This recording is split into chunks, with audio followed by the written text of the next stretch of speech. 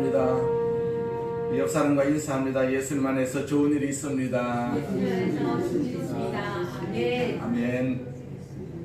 우리 앞에 있는 구호 세 번 우리 선포합니다. 나는 하늘의 복 땅의 복을 받았습니다. 나는 하늘의 복 땅의 복을 받았습니다. 나는 하늘의 복 땅의 복을 받았습니다. 아멘. 하나님 아버지, 우리 성도들이 오늘 참여한 여기 이 자리에서 하나님의 복 땅의 복을 받는 축복이 있게 하여 주옵소서. 하나님께서는 우리의 숨소리까지 다 들으신다라고 말씀하여 주셨사오니 우리의 기도를 들으심을 감사합니다. 아멘. 오늘 예배 중에 우리는 기도합니다.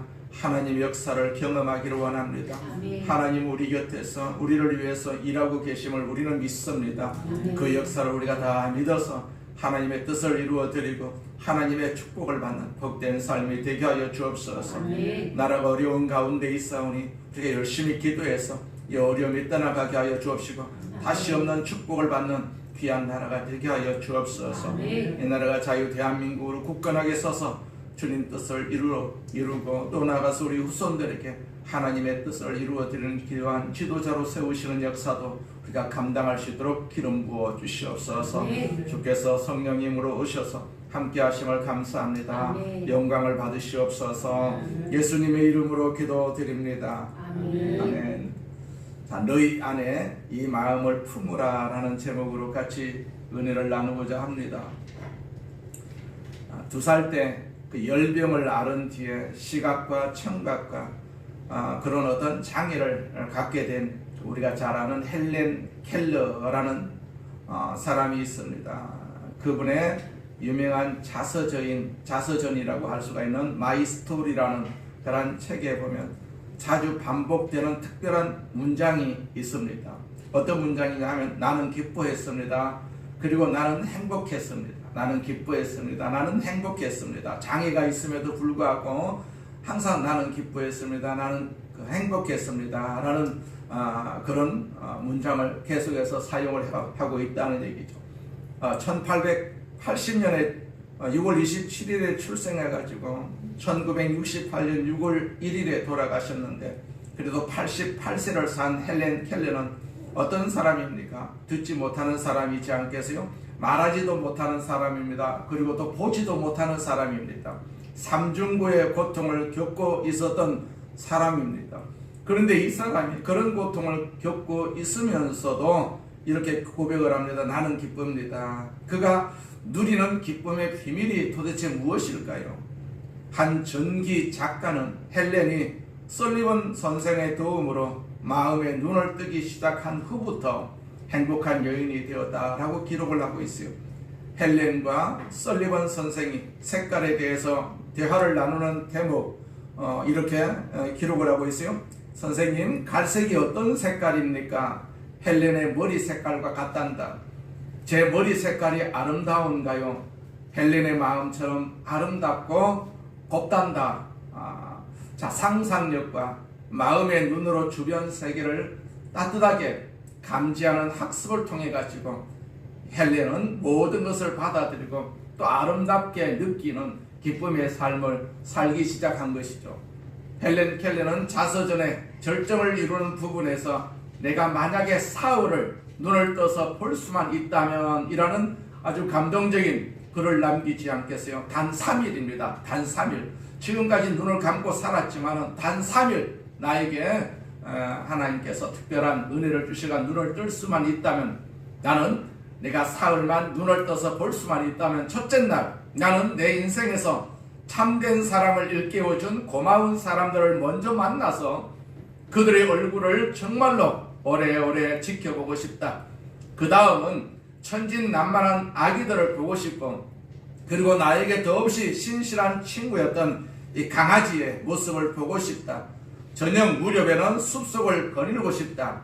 자, 둘째 날에는 아침에 일어나는 대로 동트는 광경을 바라본 다음 박물관과 미술관을 방문하고 싶다. 그곳에서 인류 역사의 발자취를 돌아보고 싶고 또 위대한 미술 작품이나 조각품을 감상하고 싶다. 저녁에는 아름다운 발레리나의 춤을 보고 싶다. 그리고 마지막 날, 셋째 날에는 아침에 일어나는 대로 동트는 새벽에 여명을 한 번 더 지켜보고 싶다. 그 다음에 거리로 나가서 사람들이 걷고 있는 모습, 일하는 모습을 보고 싶다. 행복한 사람들의 표정도 보고 싶고 또 고통스러운 아픔의 표정도 보고 싶다. 그 후에 나는 내가 좋아하는 뉴욕 시내를 구경할 것이다. 가난한 슬럼가도 가보고 또 아름다운 공원도 내 눈으로 직접 보고 싶다.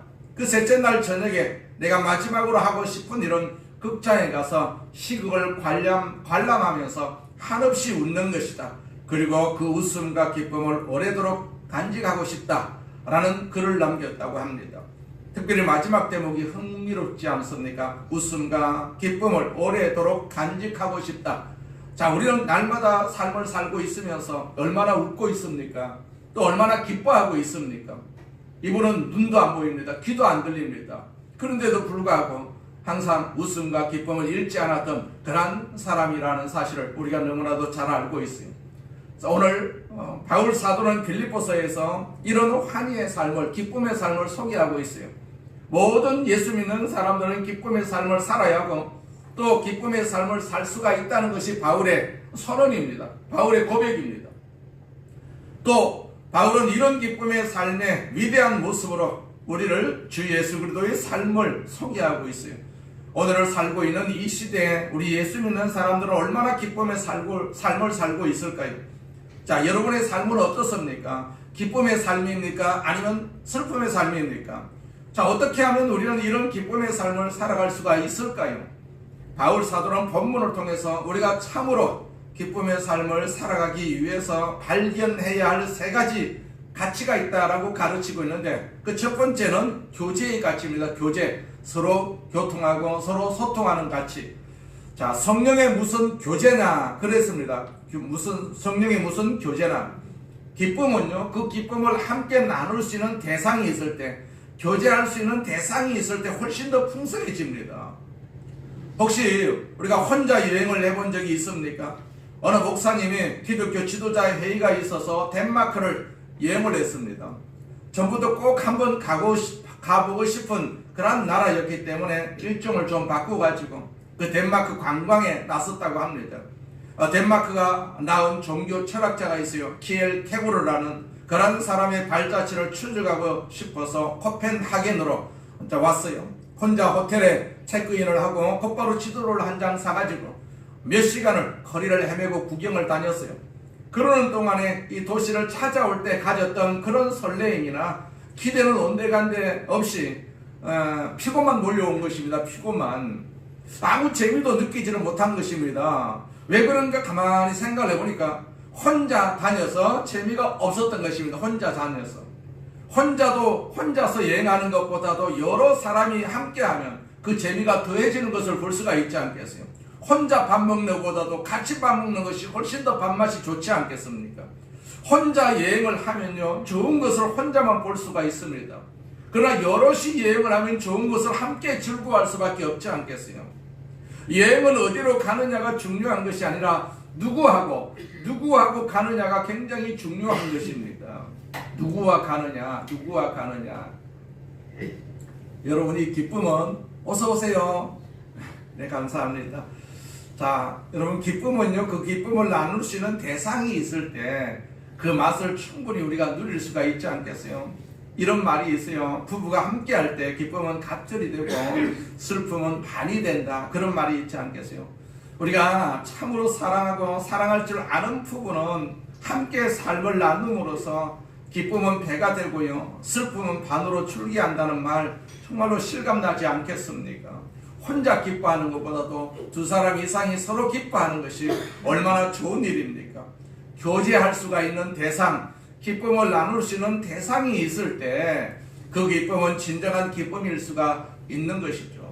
헬렌 켈러의 이야기를 다시 한번 들어보십시오. 나는 사람들과 함께 있을 때 가장 큰 기쁨을 느낀다.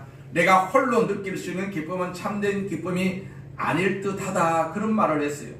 자, 그녀는 관계 속에 기쁨을 터득하고 있었던 것이죠. 우리는 관계 속에서 항상 같이 나누면서 기쁨을 터득할 수 있는 그러한 믿음이 우리에게 있어야 됩니다. 자, 주님께서는 우리가 정말로 기뻐하는 삶을 살 수 있도록 선물을 하나 주셨는데 어떤 선물입니까?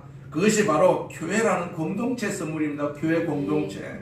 교회라는 선물입니다. 교회라는 선물. 주님은요, 우리가 교회 공동체 속에서 다른 지체들과 교제를 통해서 참된 기쁨의 삶을 살기를 바라십니다. 이 세상에는 우리가 기쁨이 없어도 같이 이렇게 앉아서 말씀을 같이 나눌 때 우리가 기쁨을 소유할 수가 있다. 기쁨을 나눌 수가 있는 것이죠. 하나님의 말씀은 슬픔의 말씀이 아닙니다. 기쁨의 말씀입니다. 소망의 말씀입니다. 희망의 말씀입니다. 우리는 세상에는 희망이 없고 소망이 없다 할지라도 하나님의 말씀을 통해서 우리는 기쁨을 회복하고 우리가 소망을 회복하는 그러한 삶을 살아야 될 줄로 믿습니다. 교회 안에서 우리는 이 교제하면서 말씀을 통해서 듣는 이 말씀을 통해서 우리는 기쁨을 회복하고 기쁨을 소망할 수가 있어야 될 줄로 믿습니다. 그런데 교회 공동체의 교제가 언제나 그렇게 기쁨을 주는 것만은 아닌 것 같아요. 지금까지 우리가 경험하고 입증된 것이 바로 그러는 것이라고 볼 수가 있지 않겠어요? 유쾌해야 할 교회 공동체 생활이 왜 유쾌하지 않습니까? 왜 시험이 듭니까? 왜 교회에서 시험이 됩니까? 사회에서는 시험 들었단 말을 하는데 꼭 이상하게 교회 와서 시험이 들었다는 사람들이 있어요. 아마도 그것은 우리의 연약함 때문에 생기는 피할 수 없는 결과가 아닌가 하는 생각이 듭니다. 사도 바울은요, 그리스도인의 교제를 위협하는 두 가지 중요한 요소를 3절에서 빌립보서 1장 3절에서 이렇게 지적을 하고 있죠. 아무 일에든지 다툼이나 허영으로 하지 말고 오직 겸손한 마음으로 각각 자기보다 남을 낮게 여기고 그렇게 기록을 하고 있습니다. 바울은 다툼과 허영이 우리의 교제를 위협할 수 있다라고 말을 하면서 이를 치료할 수 있는 겸손한 마음을 권면하고 있어요. 겸손한 마음. 우리가 늘 겸손하게 되면 다툼이 없을 것 아니겠습니까? 그리고 이 겸손한 마음의 진정한 모델이 누굽니까? 예수 그리스도의 마음임을 계속해서 우리에게 나타내고 있습니다. 오늘 본문 5절에 보니까 너희 안에 이 마음을 품어라. 곧 그리스도 예수의 마음이니 그렇게 말씀하고 있어요. 누구의 마음을 품으라고 했습니까? 예수 그리스도의 마음. 우리는 누구를 닮아갑니까? 우리는 예수 그리스도를 닮아가는 것입니다. 그렇다면 우리는 우리 마음이 아니라 예수 그리스도의 마음을 닮아야 되지 않겠어요? 그 마음을 가지고 있어야만이 우리가 천국을 갈 수가 있습니다. 이 세상에 우리가 예수를 믿으면서 예수 그리스도의 마음이 없이 교회를 다니는 사람은요, 천국을 갈 수도 없을 것 아니겠습니까? 그래서 우리는 예수 그리스도의 마음을 항상 소망하고 또 가지고 있다라고 우리는 자부하면서 신앙생활을 해야 될 줄로 믿습니다. 그렇기 때문에 예수 그리스도의 마음을 품으시기를 바랍니다. 항상 예수의 마음을 품으시기를 바랍니다. 내 마음속에 예수 그리스도의 마음이 자리하고 있다. 얼마나 소원하는 일입니까? 그런데 바울 사도가 어떤 배경에서 이런 말씀을 강조하게 되었을까요? 오늘 본문 2절에 보니까 마음을 같이하여 같은 사랑을 가지고 뜻을 합하여 한 마음을 품어라 그랬어요. 왜 이런 강조가 필요했을까요? 우리가 빌립보서 4장에 보면 그 해답을 찾을 수 있는 구절이 하나 있어요. 빌립보서 4장 2절을 보게 되면 내가 유오디아를 권하고 순두개를 권하노니 주 안에서 같은 마음을 품으라 그런 말씀이 있습니다. 여기에 유오디오라는 사람이 나오고 순두개라는 사람이 나옵니다. 두 사람의 이름이 등장을 합니다. 이들은 모두가 여성입니다. 여성. 아마도 이 두 여성은 빌립보 교회에서 아마 열심히 봉사하는 지도자적인 그런 위치에 있으면서 주님을 열심으로 섬겼던 사람들이었을 것입니다. 그럼에도 불구하고 이 두 사람 사이에 어떤 인간관계의 위기가 있었던 것으로 볼 수가 있습니다. 서로 아마 약간의 다툼이 있었던 것으로 보입니다. 그것을 바울이 알았단 말입니다. 이 교회, 빌립보 교회에 이런 다툼이 있다라는 것을 알았기 때문이죠. 그래서 바울은 그들에게 편지를 한 것입니다. 내가 유오디아를 권하고 순두개를 권하노니 주 안에서 같은 마음을 품으십시오. 그렇게 편지를 하는 것을 볼 수가 있습니다. 그런데 어떻게 하는 것이 같은 마음을 품는 것일까요? 마음을 합하고 한 마음을 가지라고 하는 단순한 권고로 문제가 해결되는 것은 아니지 않겠어요? 바울은 빌립보서 2장에서 우리가 품어야 할 같은 마음의 공동 품모가 무엇입니까? 바로 예수 그리스도의 마음이다. 그렇게 말씀하고 있어요. 예수 그리스도의 마음. 자, 바울의 처지에서 다시 한번 이 말씀을 우리가 풀어서 설명을 해본다면 유오디아 집사님, 주님의 마음을 품으십시오. 그리고 순두개 집사님, 당신도 주님의 마음을 품으십시오. 그 말씀이라고 볼 수가 있는 것이죠. 우리는 다 주님의 마음을 품어야 될 줄로 믿습니다. 우리가 교회 와서까지 주님의 마음을 품지 못하면 어디 가서 주님의 마음을 품을 수가 있겠습니까? 그리도의 마음과 태도와 영성이 우리를 지배한다면 우리는 주 안에서 진정한 연합을 충분히 경험하게 될 것이고 점차 그 주님을 닮아갈 수밖에 없지 않겠습니까? 성도의 교제가 갖는 최대의 가치가 있다면 그 교제를 통해 가지고 주님을 닮아갈 수가 있다는 점입니다. 주님을 닮아갈 수가 있다. 물론 그 교제에는 위기가 또 있을 수가 있습니다. 그러나 그 위기가 오히려 우리가 주님을 닮아가도록 하는 인격적 어떤 성숙의 촉진제 역할을 할 수가 있다는 것이죠. 흔히 우리 부모들이 자녀들을 결혼시킬 때쯤 되면 배우자를 선택할 때 주로 이제 형제가 많은 집에서 이렇게 데려온다는 것이 좋다. 이제 이렇게 얘기를 하지 않겠어요? 우리가 충분히 일리가 있는 이야기죠. 통계학적으로 보면 어느 정도 타당성을 가지고 있어요. 독자나 외동딸은요, 여러 형제들 사이에서 자라지 못했기 때문에 인간관계에 훈련이 되어 있지 않습니다. 그러나 형제들이 많은 가정에서 자라나게 되면요, 서로 싸우고 부딪히면서 인간관계에 대해서 많은 것을 배웁니다. 양보를 배우고 용서와 화해를 배우지 않겠어요? 그래서 남자는 군에 갔다 오는 것이 사람이 된다, 그렇게 말하고 있지 않겠어요? 왜? 같은 공동체에서 내가 버릴 것은 버리고 내가 취할 것은 취하고 거기서 변화가 되기 때문에 군대 갔다 오면 사람이 된다, 그렇게 말을 하고 있지 않겠어요? 회사에서도 군대 갔다 오면 가산점을 주지 않겠습니까? 군대 갔다 오지 않은 사람은요, 그래도 뭔가 틀립니다. 우리가 남자끼리 얘기를 해보고 우리 목사들끼리 이렇게 관계를 해보게 되면 군에 안 갔다 온 사람이 분명히 이렇게 차이가 나는 것을 볼 수가 있습니다. 위기는 우리에게 큰 도움이 될 수가 있습니다. 고통이 오히려 큰 도움이 될 수가 있습니다. 그런 관계 속에서 우리가 인격적인 균형이 이루어지고 성숙이 이루어지는 것 아니겠어요? 그러므로 예수 믿는 사람들은 교제 위기가 있다고 해가지고 그 교제를 기피해서는 안 됩니다. 교회에서 시험 들었다고 해가지고 교회를 그만두는 사람들이 있단 말입니다. 절대로 우리가 교회에서 시험 들은 일이 있어도 교회를 떠나서는 안 됩니다. 그 시험을 통해서 우리는 어떻게 해야 됩니까? 기도해야 되지요. 기도하는 것 아니겠습니까? 때로는 내 마음이 내키지 않는 사람들을 품고 그들을 위해서 기도하는 것도 우리가 배울 수가 있지 않겠어요? 용서하는 것도 배울 수가 있지 않겠습니까? 우리는 이 과정을 통해서 우리 주 예수 그리스도를 닮아갈 수가 있는 것이죠. 여러분, 진정한 기쁨을 누리기를 원하십니까?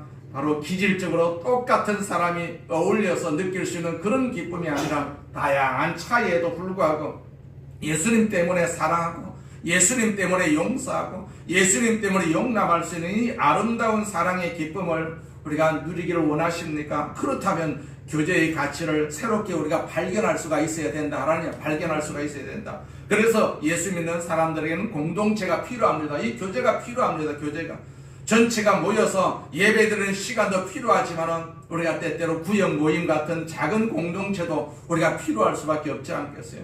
이런 공동체의 모임에서 우리는 함께 삶을 나누고 상처를 받기도 하고 어려움을 겪기도 합니다. 사람을 만나게 되면 자연적으로 어려움을 받을 수밖에 없고 또 이렇게 갈등을 일으킬 수밖에 없습니다. 그러나 이런 모든 과정을 통해서 우리는 기도하고 또 용납하고 용서하고 주님을 닮아가게 되는 것이죠. 이런 교제의 가치를 발견함으로써 하나님의 사람이 되어가는 기쁨을 우리가 누릴 수가 있고 진정한 삶의 성숙에서는 그 기쁨을 또 누릴 수가 있게 될 줄로 믿습니다. 서로 교제하면서 우리가 당하는 여러 가지 아픔도 있지만 그래도 우리가 그런 교제를 통해서 기도할 수가 있고 그런 교제를 통해서 용서를 또 배울 수가 있고 용납을 배울 수가 있고 사랑을 배울 수가 있기 때문에 우리가 교제의 가치가 중요하다는 것을 오늘 말씀을 통해서 알 수가 있습니다. 두 번째는요, 다른 사람의 가치를 우리가 인정할 줄 알아야 됩니다. 성도의 교제를 방해하는 최대의 장애물이 무엇입니까? 자신밖에 모르는 이기심입니다. 자신밖에 모르는 이기심. 오늘날 대부분의 사람들은 자기라는 그런 작은 울타리를 뛰어넘지 못한 채로 한평생을 사는 사람들이 많이 있어요. 기껏해야 내 자식만 사랑합니다. 내 부모를 사랑하는 그 수준밖에 안 됩니다.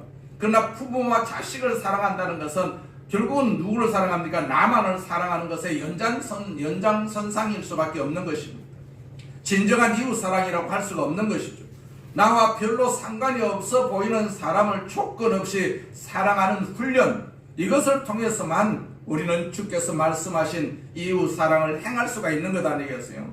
그리고 이런 이웃사랑을 위해서 무엇보다도 필요한 것은요, 자, 이웃의 가치, 다른 사람의 가치와 소중함을 우리가 깨달아야 되지 않겠어요? 3절 말씀해 보니까 아무 일에든지 다툼이나 허용을 하지 말고 오직 겸손한 마음으로 각각 자기보다 남을 낮게 여기고, 그렇게 기록을 하고 있어요.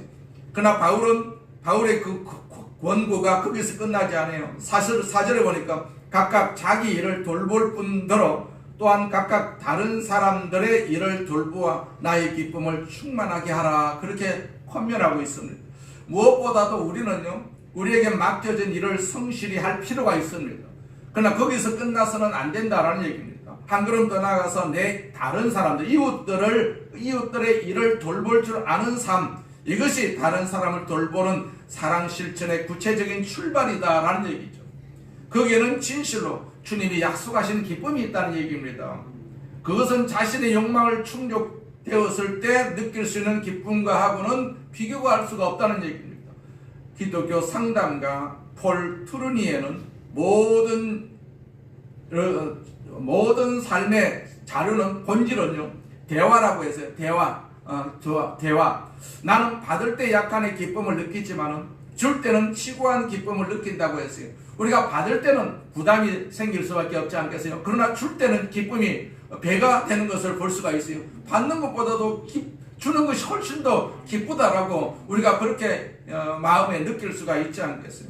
우리 주변을 보면 진정한 삶의 기쁨의 삶이 무엇인지 모르는 사람들이 있는데, 그런 사람들에게서 볼 수 있는 공통된 특성 중에 하나가 있어요. 그것은 다른 사람에 대해서 아주 공격적이고 아주 비판적이라는 것입니다. 그들은 다른 사람의 가치를 격화시키는 행동을 그렇게 합니다. 결과적으로 그들은 이웃에게, 다른 사람들에게 격리가 될 수밖에 없지 않겠어요? 자, 이렇게 설 자리가 없게 되니까 또 비난을 일삼는 아주 파괴적인 삶을 살고, 그래서 더 고립될 수밖에 없고 더 이런 악순환이 계속될 수밖에 없지 않겠어요? 우리가 이 땅에 살았던 수많은 사람들 가운데 사람들에게 가장 많은 사랑과 칭송과 존경과 영광을 받으셨던 분이 있다면 누구겠습니까? 바로 예수님이세요. 예수님. 왜 사람들은 예수님에게 그토록 많은 사랑과 열정과 존경과 찬양과 경배를 드리는 것일까요? 그분이 우리를 이웃으로 인정하셨기 때문에 그렇다라는 얘기입니다. 인정하셨기 때문에. 그리고 그분은 우리를 사랑하기 위해서 자신의 모든 것을 다 주셨어요. 생명까지 주셨지 않겠습니까? 자신의 모든 것을 우리를 위해서 비우셨기 때문에 그분은 이제 우리에게 사랑받는 분이 되셨다라는 얘기죠. 예수님이 우리의 삶의 모델이라면 어떻게 할 때 그분을 따라가는 삶을 우리가 구체적으로 살 수가 있을까요?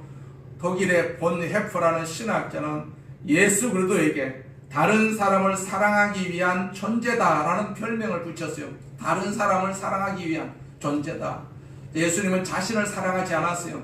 그분은 하나님을 사랑하셨고 또 하나님을 사랑하시는 사람들을 사랑하셨다라는 것을 볼 수가 있죠.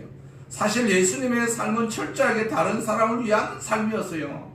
그러나 이런 삶의 실천을 위해서는 이웃의 가치를, 다른 사람들의 가치를 발견하고 그들을 나보다 낮게 여기는 마음가짐이 절실하게 필요할 수밖에 없지 않겠어요.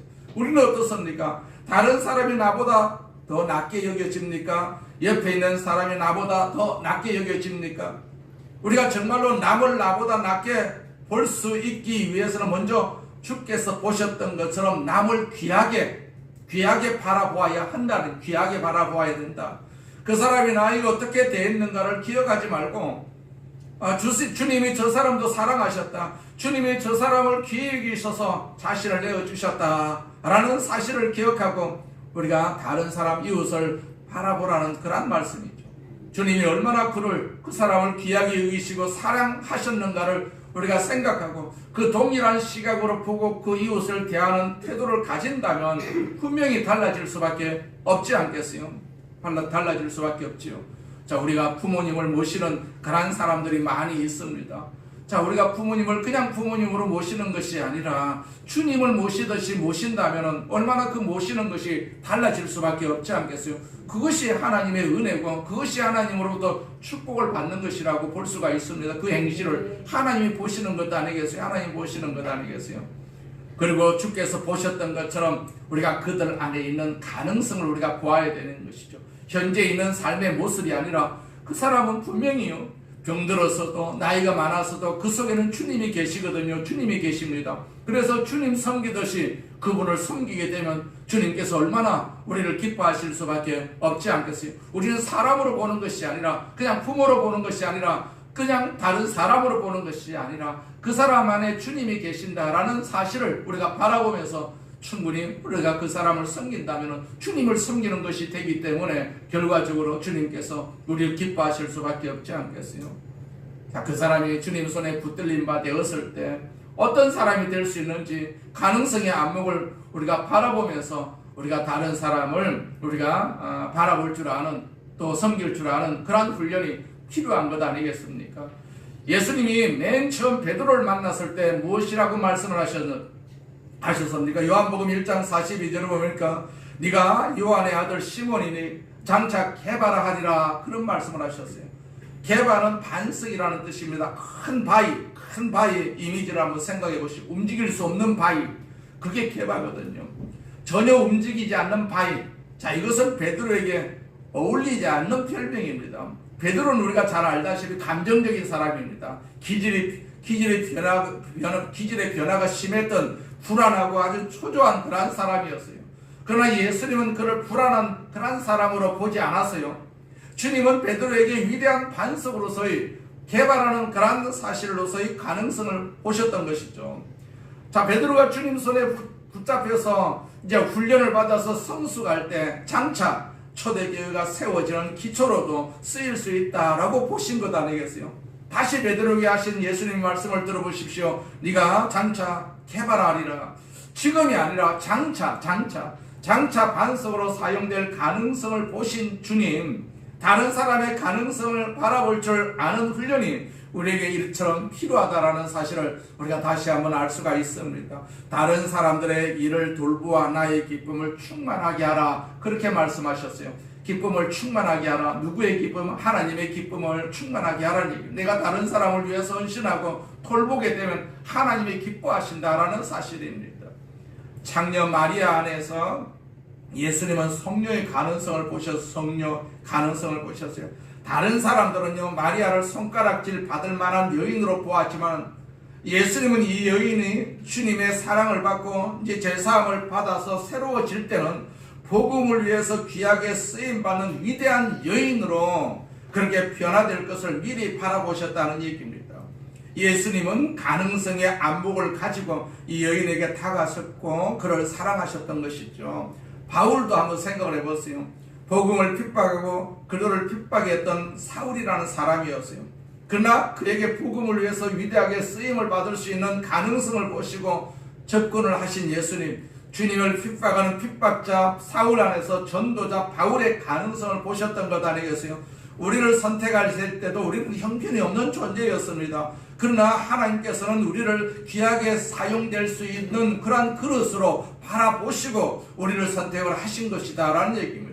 그래서 우리는 그냥 선택받은 것이 아니고 그냥 이 꼴로 그냥 살아가는 것이 아니라 나는 변화받은 그런 그릇으로 하나님께서 나를 보고 계신다, 이런 믿음을 우리가 가질 필요가 있습니다. 그렇기 때문에 우리가 병들어도 병을 우리가 꾸짖고 우리가 명령할 수가 있습니다. 나는 하나님이 쓰시는 그릇이다. 네 같은 질병이 나를 쓸 수가 없다. 우리가 그렇게 꾸짖어야 됩니다. 그래야 질병이 떠나갑니다. 나는 나를 생각할 때 보잘것없어도 주님이 나를 생각하실 때는 굉장한 큰 인물로 생각하고 계신다라는 얘기입니다. 나는 큰 인물로 쓰임받지 못해도 주님은 나를 큰 인물로 보신다라는 얘기입니다. 세상에서는 내가 큰 인물로 되지 못했어도 하나님이 그렇게 보신다라는 얘기입니다. 그걸 우리가 아는 것이 신앙생활의 능력이다라는 사실입니다. 내가 내 자신을 바라보면서 그냥 날마다 우리가 내 자신을 학대하게 되면요, 마귀가 제일 좋아합니다. 하나님이 제일 싫어할 수밖에 없지 않겠어요? 내가 자식을 낳아서 키워서 세상에 보내는데 이놈이 나가가지고 맨날 자기는 이렇게 일할 수가 없다, 나는 못났다, 나는 이렇게 약하다, 그렇게 부모에게 날마다 그 말을 고백을 한다면 부모님이 좋아할 부모님이 어디 있겠어요? 싫어할 수밖에 없지 않겠어요? 나는 처음에 별 볼 일 없는 그런 존재로 우리가 하나님 앞에 섰지만은 하나님께서 나를 훈련시켜가지고 이렇게 긴 세월 동안 신앙생활을 하게 하신 것은 나에게 그 능력을 주셨다라는 사실입니다. 그렇기 때문에 우리는 죽는 날까지 나는 하나님의 자녀라는 사실을, 사람들은 나를 멸시하고 핍박하고 박해를 해도 하나님이 보시기에 나는 귀한 존재다라는 사실입니다. 위대한 존재라는 사실을 우리 속에 항상 내가 가지고 있어야 됩니다. 그래야 마귀가 틈을 타지 않습니다. 틈을 타지 않습니다. 교육이라는 것은요, 다른 사람 안에 있는 가능성을 일깨워주는 것이라고 생각을 합니다. 이 땅에 주님을 위한 봉사의 영역들이 여러 가지가 있지만 그 모든 영역 가운데 가능성을 일깨워주는 교육의 영역이 매우 소중하다라고 볼 수가 있어요. 우리가 주일학교 교사로서 봉사하는 것 얼마나 귀한 일입니까? 얼마나 귀한 일입니까? 내가 가르치는 학생들이 장차 주님 나라를 위해서 얼마나 놀라운 존재로 쓰임받을 수가 있을지 그 가능성을 생각하면서 그들을 바라보면서 가르쳐야 할 것 아니겠습니까? 그러면 그들이 얼마나 귀하게 느껴질 수밖에 없지 않겠어요? 미국의 지미 카터 대통령을 보십시오. 그는 바로 교육의 위대한 가능성과 비전을 보았던 사람입니다. 그가 젊었을 때 자기의 생애를 주께 드리면서 하나님, 저는요 한평생 주일학교 교사를 하겠습니다 하고 기도를 했어요. 그런 그가 미국의 대통령이 되어서 제일 먼저 한 일이 무엇인지 아십니까? 백악관에서 얼마 떨어지지 않은 곳에 침례교회, 제일 침례교회라는 곳이 있었는데 카터 대통령이 그 교회 목사님을 만나서 이런 얘기를 했다고 합니다. 제가 지금까지 주일학교 교사를 해왔는데 앞으로도 계속해서 교사로 봉사하고 싶습니다. 그러나 대통령의 역할 때문에 주일에 나오지 못할 경우들이 있을 것 같아서 부탁을 드리는데 저를 주일학교 특별교사로 이렇게 임명해 주십시오. 제가 출석할 수 있는 한 이 특별 성경 공부반을 계속해서 가르칠 수 있도록 허락해 주십시오. 자, 목사님의 허락으로 카터 대통령은 교사로서 대통령 직무를 감당하면서도 교회 학교 교사로 봉사할 수가 있었다는 얘기입니다. 그리고 그는 대통령 임기가 다 끝나자마자 자기 고향 조지아주의 주일학교 교사 자리로 다시 돌아갔다라는 이야기가 있습니다. 한 사람 안에 있는 위대한 가능성을 일깨워서 그를 하나님의 사람으로 만들어가는 기쁨, 이 기쁨을 여러분 아시겠습니까? 카터는 알고 있기 때문에 대통령이 되어서도 주일학교에 가서 어린이들을 가르치기를 원하셨다는 것이죠. 내가 가르친 어린 자녀들이 자라서 주님의 일을 훌륭히 하고 있을 때 내가 누릴 수 있는 기쁨이 얼마나 기쁘겠습니까? 여러분이 어떤 한 사람을 전도를 했는데 그 신앙이 예상보다도 빨라지고 예수님을 꼭 닮아간다면 얼마나 대견하겠습니까? 그렇지 않겠습니까? 이것이 예수님이 가지셨던 기쁨이라고 우리가 생각할 수가 있지 않겠습니까? 죄인이었던 우리를 붙들어 주시고 받아주시고 우리 안에 생명을 심어서 우리가 변화되어서 하나님 나라를 위해서 살아갈 때 그 모습을 보면서 기뻐하시는 주님, 우리가 그렇게 생각할 필요가 있어요. 나를 보면서 주님이 나를 기뻐하신다. 내가 교회 나오는 것도 기뻐하신다. 불편한 가운데서도 내가 이렇게 교회 나오는 것 주님이 엄청 기뻐하신다. 아멘. 여러분도 이웃에 다른 사람들의 가치를 발견함으로써 이러한 동일한 기쁨을 늘 경험을 하시기를 바랍니다. 아멘. 저도 이렇게 날씨가 좀 안 좋고 더 어려울 때 이렇게 교회 나오시는 것을 보면 얼마나 기쁜지 몰라요.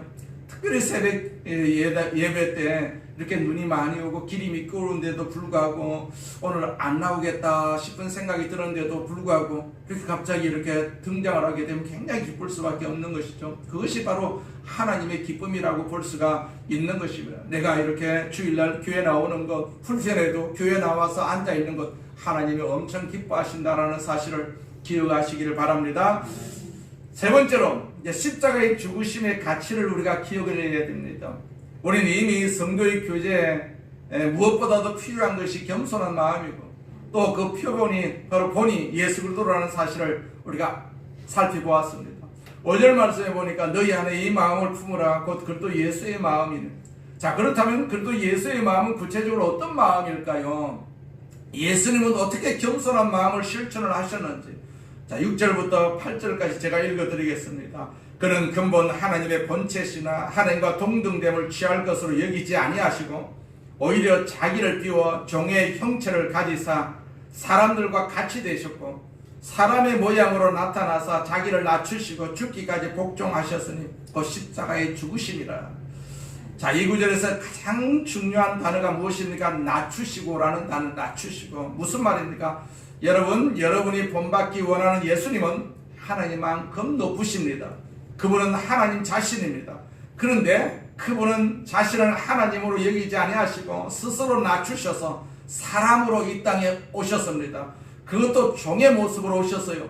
그분은 섬김을 받아야 마땅한 분임에도 불구하고 오히려 섬기러 오셨습니다. 그리고 그분의 섬김은 자신의 목숨을 내어주는 데까지 이르렀습니다. 그 말씀이거든요. 자신이 앉아야 할 자리에 제자들을 앉히시고 오히려 허리를 굽혀가지고 그들의 발을 씻기시던 그 주님은 우리를 섬기기 위해서 생명까지 버리셨다라는 사실입니다. 모든 것을 다 비우신 분이시죠. 자기를 낮추고 포기하고 우리를 섬기신 주님, 그러나 주님의 이야기는 거기서 끝나지 않아요.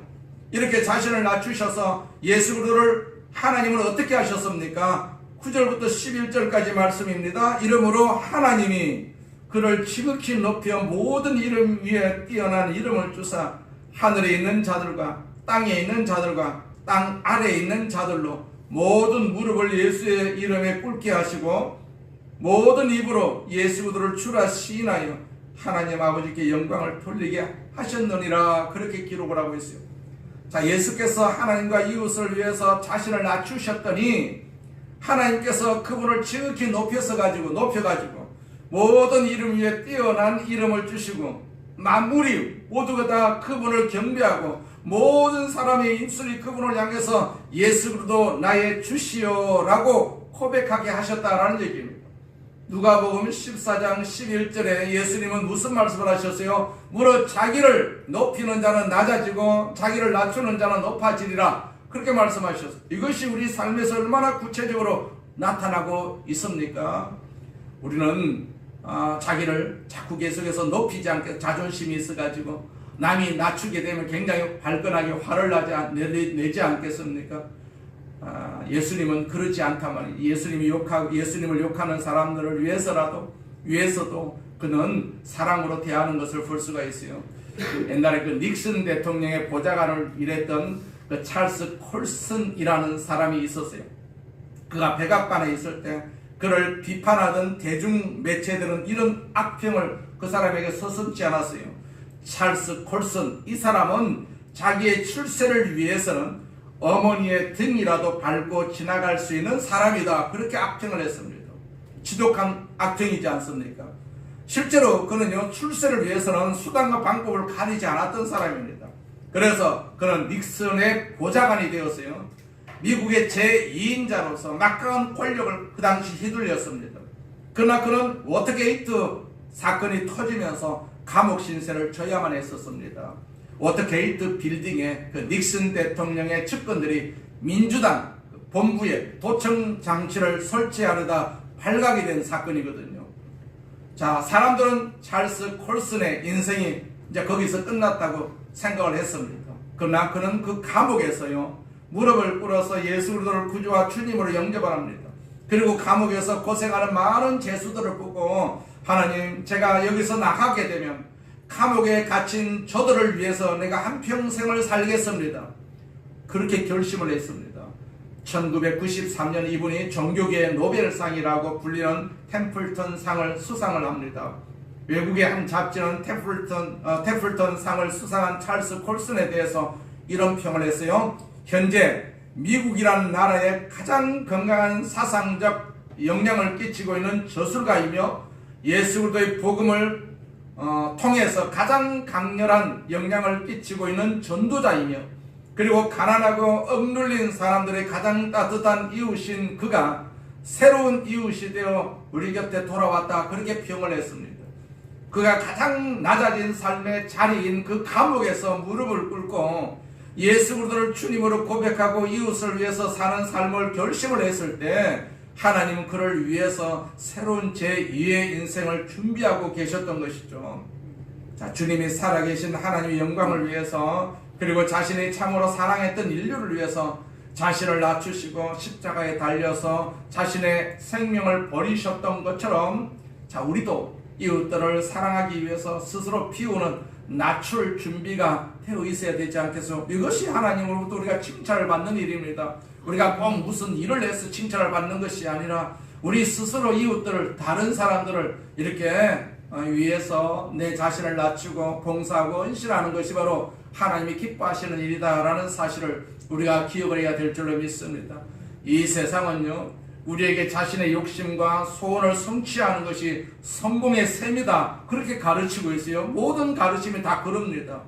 그러나 한 가지 목표를 관찰하고 또 한 가지 소원을 달성을 하게 되면 우리는 다시 허무 속으로 떨어질 수밖에 없지 않겠어요? 욕심은 한정이 없습니다. 세상의 가르침을 따를 때 우리는 끝없는 불만을 품은 채 살 수밖에 없지 않겠어요? 아무리 가르침을 받고 내가 가르침대로 하려고 해도 내보다도 위에 있는 사람이 충분히 있을 수가 있고 나보다도 더 잘난 사람이 있을 수밖에 없기 때문에 배우면 배울수록, 가지면 가질수록 우리가 불만이 생길 수밖에 없지 않겠어요? 그러나 가지는 것이 아니라 주고 섬기는 데서 누릴 수 있는 진실한 아름다운 기쁨의 삶이 반드시 분명히 존재한다는 얘기입니다. 우리 예수께서 가르치신 이 삶의 비밀을 우리가 알고 있어야 되지 않겠어요? 우리가 예수님의 이름을 복되고 아름다운 이름이라고 찬양하는 이유는 그분이 나를 위해서 자신을 내어주셨기 때문이다라는 사실입니다. 자, 여러분의 이름이 다른 사람에게 복된 이름으로 기억되기를 원하십니까? 여러분의 삶을 다른 사람들에게 다 내어주는 것이 바로 복된 삶이라고 할 수가 있습니다. 주의 기쁨을 충만하게 하는 일은 다른 사람들의 일을 돌보는 것이다 라고 오늘 성경에서 말씀하고 있지 않겠어요? 십자가를 바라보시기 바랍니다. 거기서 우리를 섬기기 위해서 자신의 모든 것을 내어주시고 피까지 흘리시면서 죽어가시는 그 주님을 한번 바라보시기 바랍니다.